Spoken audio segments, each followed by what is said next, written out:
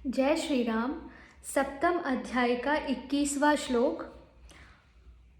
यहाँ 2 श्लोकों में देवोपासकों को उनकी उपासना का कैसे और क्या फल मिलता है इसका वर्णन करते हुए भगवान बताते हैं। यो यो याम याम तनुम भक्तः श्रद्धार्चित तुमिच्छति तस्य तस्याचलां श्रद्धां तामेव विदधाम्यहम्।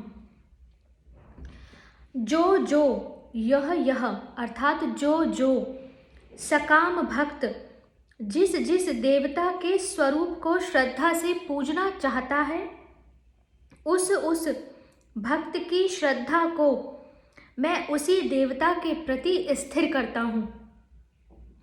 तो प्रश्न है कि भक्तः पद के साथ यह का और तनुम के साथ याम का 2 बार प्रयोग करने का क्या अभिप्राय है। श्लोक है ना, यो यो याम याम तनुम भक्तः। उत्तर है यह का 2 बार प्रयोग करके भक्तों की और याम का 2 बार प्रयोग करके देवताओं की अनेकता दिखलाई गई है। अभिप्राय यह है कि सकाम भक्त भी बहुत प्रकार के होते हैं और उनकी अपनी अपनी कामना और प्रकृति के भेद से उनके इष्ट देवता भी पृथक पृथक ही होते हैं। दूसरा प्रश्न है कि देवता के स्वरूप को श्रद्धा से पूजना चाहता है, इसका क्या भाव है। उत्तर है देवताओं की सत्ता में, उनके प्रभाव और गुणों में तथा पूजन प्रकार और उसके फल में पूरा विश्वास करके श्रद्धा पूर्वक जिस देवता की जैसी मूर्ति का विधान हो, उसकी वैसे ही धातु, काष्ठ, मिट्टी, पाषाण आदि की मूर्ति या चित्रपट की विधि पूर्वक स्थापना करके अथवा मन के द्वारा मानसिक मूर्ति का निर्माण करके जिस मंत्र की जितनी संख्या के जप पूर्वक जिन सामग्रियों से जैसी पूजा का विधान हो, उसी मंत्र की उतनी ही संख्या जप कर उन्हीं सामग्रियों से उसी विधान से पूजा करना, देवताओं के निमित्त अग्नि में आहुति देकर यज्ञ आदि करना, उनका ध्यान करना, सूर्य, चंद्र, अग्नि आदि प्रत्यक्ष देवताओं का पूजन करना और इन सब को यथाविधि नमस्कार आदि करना, यही देवताओं के स्वरूप को श्रद्धा से पूजना है। जैसे किसी को प्रसिद्धि चाहिए, वो सूर्य देवता की पूजा करता है। किसी को मन की शांति चाहिए तो वो चंद्र देवता की पूजा करता है, चंद्रमा की पूजा करता है, या हनुमान जी की पूजा करते हैं, या शनि देव की पूजा करते हैं। प्रश्न है ताम इस पद का श्रद्धाम के साथ संबंध न करके उसे तनुम का बोधक क्यों माना गया।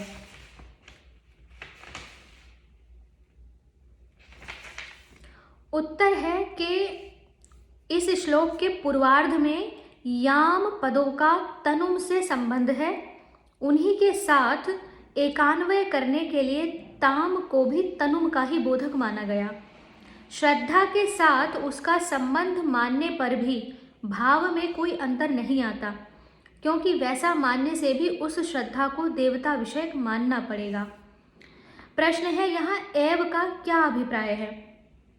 एव का प्रयोग करके भगवान यह बात दिखलाना चाहते हैं कि जो भक्त जिस देवता का पूजन करना चाहता है, उसकी श्रद्धा को मैं उसी इष्ट देवता के प्रति स्थिर कर देता हूँ।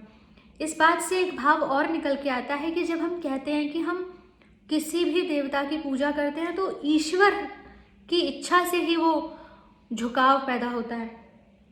जब तक ईश्वर नहीं चाहते, भगवान नहीं चाहते, तब तक आप उनकी तरफ नहीं मुड़ते और आप अपने जिस भी देवता की पूजा करते हैं वो श्रद्धा भी भगवान ही स्थिर करते हैं। श्लोक संख्या 22।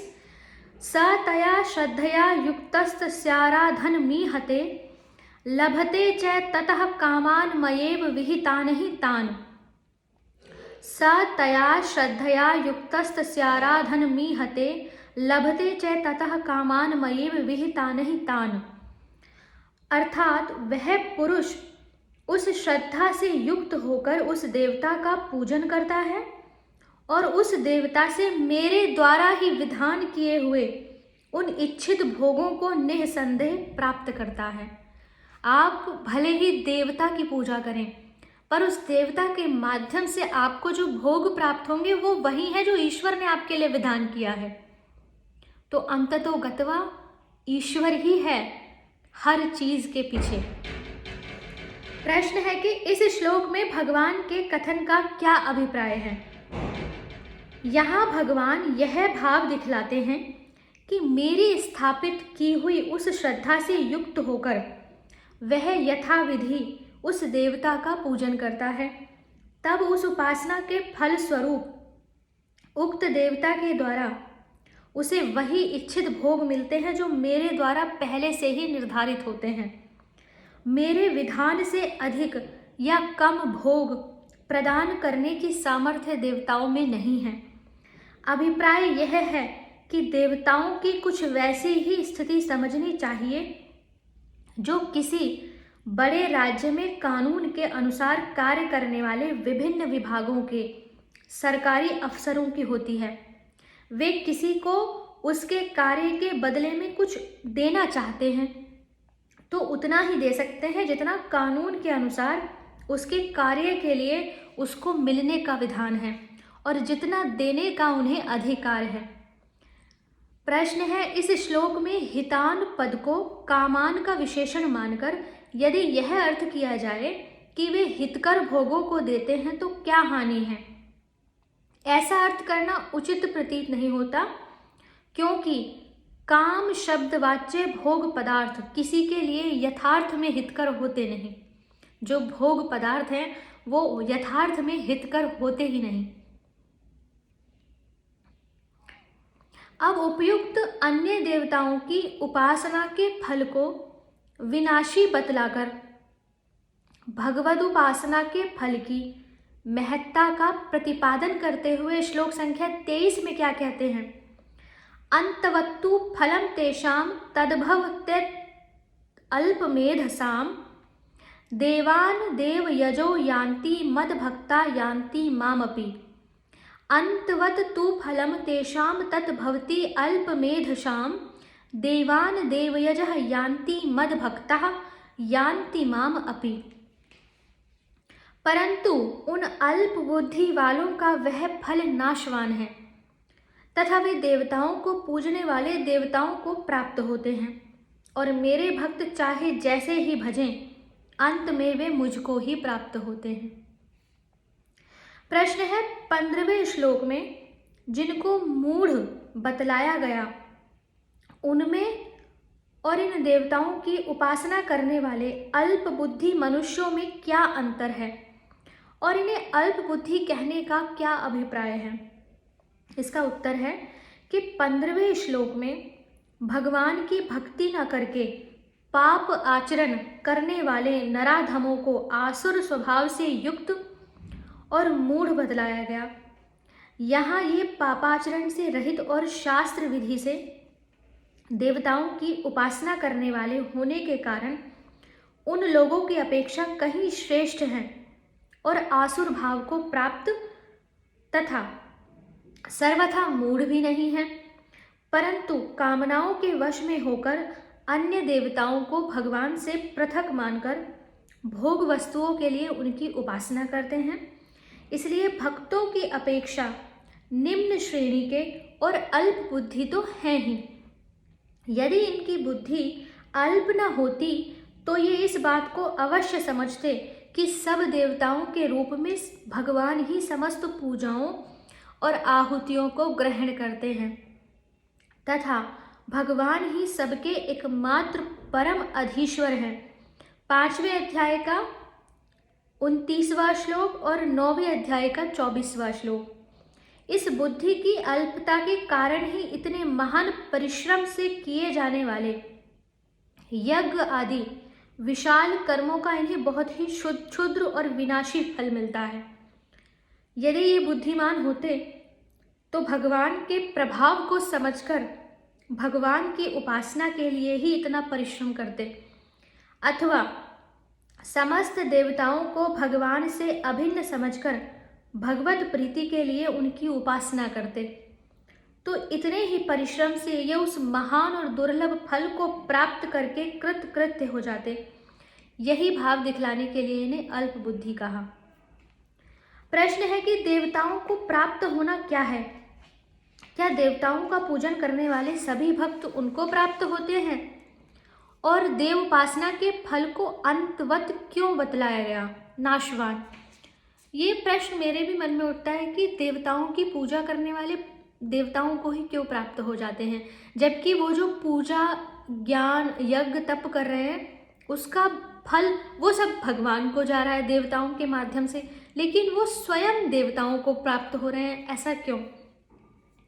उत्तर है कि जिन देवताओं की उपासना की जाती है उन देवताओं के लोक में पहुंचकर देवताओं के सामीप्य, सारूप्य और वहां के भोगों को पा लेना ही देवताओं को प्राप्त होना है। देव उपासना का बड़े से बड़ा फल यही है, परंतु सभी देव उपासकों को यह फल भी नहीं मिलता। बहुत से लोग तो जो स्त्री, पुत्र, धन, मान, प्रतिष्ठा आदि तुच्छ और क्षणिक भोगों के लिए उपासना करते हैं, अपनी अपनी कामना के अनुसार उन भोगों को पाकर ही रह जाते हैं। कुछ जो देवता में विशेष श्रद्धा बढ़ जाने से भोगों की अपेक्षा देवता में अधिक प्रीति करके उपासना करते हैं, तथा मरण काल में जिन्हें उन देवताओं की स्मृति होती है वे देवलोक में जाते हैं। परंतु यह ख्याल रखना चाहिए कि वे देवता, उनके द्वारा मिलने वाले भोग, उनके लोक सभी विनाशशील हैं, इसलिए उस फल को अंतवत कहा गया। प्रश्न है, भगवान को प्राप्त होना क्या है? भगवान के आर्त आदि सभी भक्त भगवान को कैसे प्राप्त हो जाते हैं, एवं इस वाक्य में अपि के प्रयोग से क्या भाव दिखलाया गया? उत्तर है कि भगवान के नित्य दिव्य परम धाम में निरंतर भगवान के समीप वास करना, भगवान के नित्य दिव्य परम धाम में निरंतर भगवान के समीप निवास करना, अथवा अभेद भाव से भगवान में एकत्व को प्राप्त हो जाना, दोनों ही का नाम भगवत प्राप्ति है। भगवान की ज्ञानी भक्तों की दृष्टि में तो संपूर्ण जगत भगवान का ही स्वरूप है, अतः उनको तो भगवान नित्य प्राप्त हैं ही, उनके लिए तो कुछ कहना ही नहीं। जिज्ञासु भक्त भगवान को तत्व से जानना चाहते हैं, अतः उन्हें भी भगवान का तत्व ज्ञान होते ही भगवत प्राप्ति हो जाती है। रहे अर्थार्थी और आर्त, सो वे भी भगवान की दया से भगवान को ही प्राप्त हो जाते हैं। भगवान परम दयालु, परम सुहृद हैं। वे जिस बात में भक्त का कल्याण होता है, जिस प्रकार वह शीघ्र उनके समीप पहुंचता है, वही काम करते हैं। मैं इमोशनल हो जाती हूँ पढ़ते हुए। जिस कामना की पूर्ति से या जिस संकट के निवारण से भक्त का अनिष्ट होता हो, मोहवश भक्त के याचना करने पर भी भगवान उस कामना की पूर्ति या संकट का निवारण नहीं करते। यदि संकट में रह के वो भगवान के समीप पहुंच सकता है तो भगवान उस संकट का निवारण नहीं करेंगे, और जिसकी पूर्ति में उनके भक्त का विश्वास और प्रेम बढ़ता है उसी की पूर्ति करते हैं। अतएव भगवान के भक्त कामना की पूर्ति के साथ साथ आगे आगे चलकर भगवान को भी प्राप्त कर लेते हैं।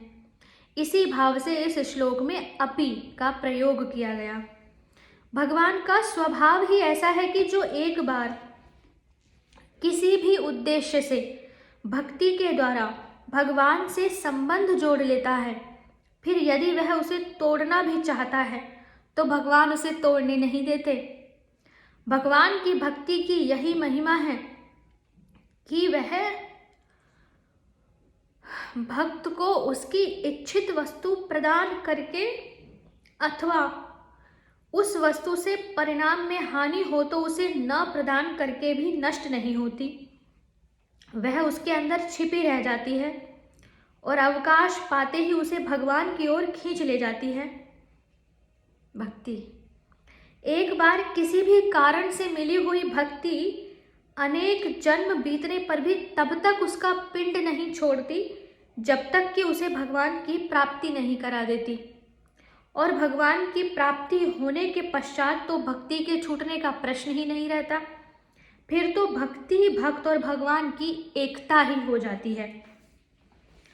जब भगवान इतने प्रेमी और दया सागर हैं और जिस किसी प्रकार से भी भजने वाले को अपने स्वरूप की प्राप्ति करा ही देते हैं, तो फिर सभी लोग उनको क्यों नहीं भजते? इस जिज्ञासा पर क्या कहते हैं भगवान, जो कि मेरे मन की भी जिज्ञासा है। श्लोक संख्या 24। अव्यक्तम व्यक्ति मापन्नम मनयन्ते माम बुद्धयः परम भाव मजानन्तो ममाव्यय मनुत्तमम्। अव्यक्तम व्यक्ति मापन्नम मनयन्ते माम बुद्धयः परम भाव मजानन्तो ममाव्ययम नुमत्तमम्। इसका अर्थ है कि बुद्धिहीन पुरुष मेरे अनुत्तम अविनाशी परम भाव को न जानते हुए मन इंद्रियों से परे मुझ सच्चिदानंद घन परमात्मा को मनुष्य की भांति जन्म कर व्यक्ति भाव को प्राप्त हुआ मानते हैं। प्रश्न है, यहाँ अबुद्धय पद कैसे मनुष्यों का वाचक है और भगवान के अनुत्तम अविनाशी परम भाव को न जानना क्या है? उत्तर है कि भगवान के गुण, प्रभाव, नाम, स्वरूप, लीला आदि में जिनका विश्वास नहीं है तथा जिनकी मोहावृत और विषय विमोहित बुद्धि तर्क जालों से समाच्छन्न है, वे मनुष्य बुद्धिहीन हैं। उन्हीं के लिए अबुद्धय का प्रयोग किया गया। ऐसे लोगों की बुद्धि में यह बात आती ही नहीं कि समस्त जगत भगवान की ही द्विविध प्रकृतियों का विस्तार है और उन दोनों प्रकृतियों के परम आधार होने से भगवान ही सबसे उत्तम है। उनसे उत्तम और कोई है ही नहीं। उनके अचिंत्य और अकथनीय स्वरूप, स्वभाव, महत्व तथा अप्रतिम गुण मन एवं वाणी के द्वारा यथार्थ रूप में समझे और कहे नहीं जा सकते। अपनी अनंत दयालुता और शरणागत वत्सलता के कारण जगत के प्राणियों को अपनी शरणागति का सहारा देने के लिए ही भगवान अपने अजन्मा, अविनाशी और महेश्वर स्वभाव तथा सामर्थ्य के सहित ही नाना स्वरूपों में प्रकट होते हैं और अपनी अलौकिक लीलाओं से जगत के प्राणियों को परमानंद के महान प्रशांत महासागर में निमग्न कर देते हैं। भगवान का यही नित्य, अनुत्तम और परम भाव है तथा इसको न समझना ही उनके अनुत्तम अविनाशी परम भाव को नहीं समझना है। प्रश्न है, मुझे अव्यक्त से व्यक्त हुआ मानते हैं, इस वाक्य का क्या प्रभाव है? अभिप्राय है। उत्तर है कि भगवान के निर्गुण सगुण दोनों ही रूप नित्य, सदा रहने वाले और दिव्य हैं। वे अपने अचिंत्य और अलौकिक दिव्य स्वरूप, स्वभाव, प्रभाव और गुणों को लिए हुए ही मनुष्य आदि रूपों में अवतार धारण करते हैं। मनुष्य आदि के रूपों में उनका प्रादुर्भाव होना ही जन्म है और अंतर्धान हो जाना ही परम धाम गमन है। अन्य प्राणियों की भांति शरीर संयोग वियोग रूप जन्म मरण उनके नहीं होते। इस रहस्य को न समझने के कारण बुद्धिहीन मनुष्य समझते हैं कि जैसे अन्य सब प्राणी जन्म से पहले अव्यक्त थे, अर्थात उनकी कोई सत्ता नहीं थी, अब जन्म लेकर व्यक्त हुए हैं, इसी प्रकार यह श्री कृष्ण भी जन्म से पहले नहीं था। अब वसुदेव के घर में जन्म लेकर व्यक्त हुआ है अन्य मनुष्यों में, और इसमें अंतर ही क्या है, अर्थात कोई भेद नहीं है। यह भाव दिखाने के लिए ऐसा कहा है कि बुद्धिहीन मनुष्य मुझे अव्यक्त से व्यक्त हुआ मानते हैं। प्रश्न है कि यदि यह अर्थ मान लिया जाए कि बुद्धिहीन मनुष्य मुझ अव्यक्त को अर्थात निर्गुण निराकार परमेश्वर को सगुण साकार मनुष्य रूप में प्रकट होने वाला मानते हैं तो क्या हानि है? उत्तर है, यहाँ यह अर्थ मानना उपयुक्त नहीं जचता, क्योंकि भगवान के निर्गुण सगुण निराकार साकार सभी स्वरूप शास्त्र सम्मत हैं। स्वयं भगवान ने कहा है कि मैं अजन्मा अविनाशी परमेश्वर ही अपनी प्रकृति को स्वीकार करके साधुओं के परित्राण, दुष्टों के विनाश और धर्म संस्थापना आदि के लिए समय समय पर प्रकट होता हूँ। अतः उनको बुद्धिहीन मानने पर भगवान के इस कथन से विरोध आता है और अवतारवाद का खंडन होता है, जो गीता को किसी प्रकार भी मान्य नहीं है। प्रश्न है कि यदि यहाँ इसका यह अर्थ मान लिया जाए कि बुद्धिहीन मनुष्य मुझ व्यक्ति मापन्नम अर्थात मनुष्य रूप में प्रत्यक्ष प्रकट हुए सगुण साकार परमेश्वर को अव्यक्त अर्थात निर्गुण निराकार समझते हैं तो क्या हानि है? यह अर्थ भी नहीं जचता, क्योंकि जो परमेश्वर सगुण साकार रूप में प्रकट हैं वे निर्गुण निराकार भी हैं। इसलिए इस यथार्थ तत्व को समझने वाला पुरुष बुद्धिहीन कैसे माना जा सकता है? भगवान ने स्वयं कहा है कि मुझ अव्यक्त स्वरूप से यह समस्त जगत व्याप्त है। अतएव जो अर्थ किया है वही ठीक मालूम होता है। श्लोक संख्या 25 से आगे की वीडियो में पढ़ेंगे। हरे कृष्णा।